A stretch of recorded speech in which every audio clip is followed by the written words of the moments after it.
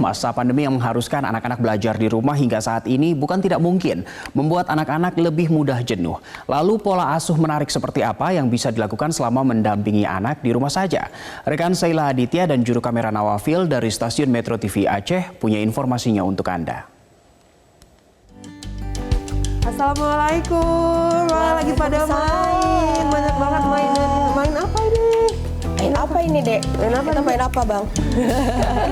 Pemirsa, kalau lagi masa pandemi COVID-19 seperti saat ini, kita harus di rumah aja. Paling benar nih kalau kita main sama anak-anak. Tentunya main sambil belajar, karena sebagian anak-anak juga sudah harus sekolahnya, belajarnya dari rumah. Nah, kalau Bu Lia, boleh diceritain nggak sih kalau biasanya anak-anak selama di rumah aja nih ngapain aja sih? Permainannya bisa berubah-berubah, tergantung moodnya anak-anak. Kayak abangnya nih mungkin karena bosen di rumah, jadi dia pengennya hari ini sebenarnya main sama temennya. Tapi berhubung temennya kayaknya nggak ada di rumah, biasanya kita tetap terapin protokol kesehatan. Jadi kalau misalnya ada temen yang ke rumah, satu orang, itu kebetulan di sini juga nggak rame anak-anak, jadi temannya itu cuci tangan dulu sama-sama dengan askar, terus mereka mainnya di luar gitu. Nah, mainnya bisa macam-macam. Jadi misalnya tergantung, misalnya abangnya hari ini moodnya main puzzle, atau misalnya moodnya lagi kepengen main block building, ya udah main block building atau mewarnai macam-macam. Sejauh ini sering nggak sih kalau anak-anak itu kayak ngerasa bosen gitu, udah bosen dengan mainan ini aja, belajarnya itu aja. Biasanya kalau gitu diajak ngapain? Itu pasti. Gak tau ya, saya merasa gini, seperti kita nih orang tua atau umumnya orang dewasa, kita aja kayaknya harus beradaptasi gitu dengan keadaan seperti ini gitu. Jadi kan ini sesuatu yang baru ya, dimana kayaknya dunia mainnya anak-anak terenggut. Saya sendiri juga ngerasa, aduh sampai kapan ya seperti ini gitu. Jadi mungkin saya perlu beradaptasi, anak-anak juga perlu beradaptasi gitu. Jadi mengontrol emosi mereka ini memang sebenarnya sulit gitu. Jadi saya sendiri sebenarnya harus mengontrol emosi. Jadi sayanya harus lebih ekstra sabar. Nah, terakhir nih menurut Bu Lia nih, kalau misalnya untuk orang tua yang juga harus ngajak anaknya di rumah aja, apa sih yang paling penting nih harus dilakuin orang tuanya dulu? Saya ngerasa orang tua tuh harus bahagia dulu. Karena kalau misalnya kita bahagia, itu akan ngikutin ke anaknya gitu. Jadi kalau misalnya mood dari pagi saja itu sudah marah-marah, terus bawaannya orang tuanya juga udah kayaknya bosen, anak-anak kayaknya bakal ngikutin gitu. Kayak tahu aja ini kok hari ini uminya marah-marah ya. Berarti Bu Lia yang paling penting ini orang-orang tuanya dulu nih yang harus happy supaya anak-anaknya juga happy di rumah aja.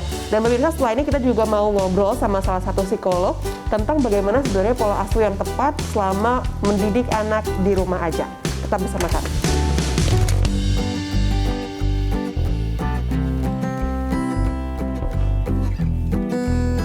Nah, pemirsa, saat ini saya sudah bersama dengan salah seorang psikolog, ada Bu Ayunisa di sini. Assalamualaikum, Bu Ayun. Nah, Bu Ayun, tadi kita udah sempat ngelihat gimana sih salah satu orang tua itu mengasuh anaknya selama masa pandemi. Nah, sebenarnya seperti apa sih pola asuh yang tepat untuk mendidik anak ataupun mengisi kegiatan anak-anak selama masa pandemi ini? Sebenarnya yang mungkin perlu pertama kali kita lihat adalah kondisi ini tentu bukan kondisi yang ideal, kondisi yang penuh dengan ketidakpastian, kondisi yang tidak pernah kita duga sebelumnya. Nah, dengan himbauan pemerintah bahwa ketika belajar itu harus dilakukan dari rumah dan orang tua juga bekerja dari rumah, ini juga merupakan sesuatu hal yang butuh penyesuaian. Yang perlu dipahami sebenarnya adalah bagaimana kita melihat karakter anak, kemudian usia perkembangan anak, karena pada setiap tahapan jenjang usia, dia memiliki tugas perkembangan yang berbeda. Umumnya, kadang-kadang kita tidak memahami itu, karena kita menganggap bahwa anak itu sama seperti kita, dan dia harus paham seperti apa maunya kita. Nah, tadi kan Bu Ayun sampaikan bahwa memang harus orang tuanya dulu nih yang siap. Nah, sebenarnya seberapa penting peran orang tua di sini untuk mendidik anaknya, untuk mengisi kegiatan anak-anak selama pandemi ini di rumah saja, Bu? Kalau kita dihitung secara persentase, boleh kita katakan sebenarnya 100% pada kategori anak ya, pada kategori anak. Dan itu tentu disesuaikan balik lagi tadi dengan usianya.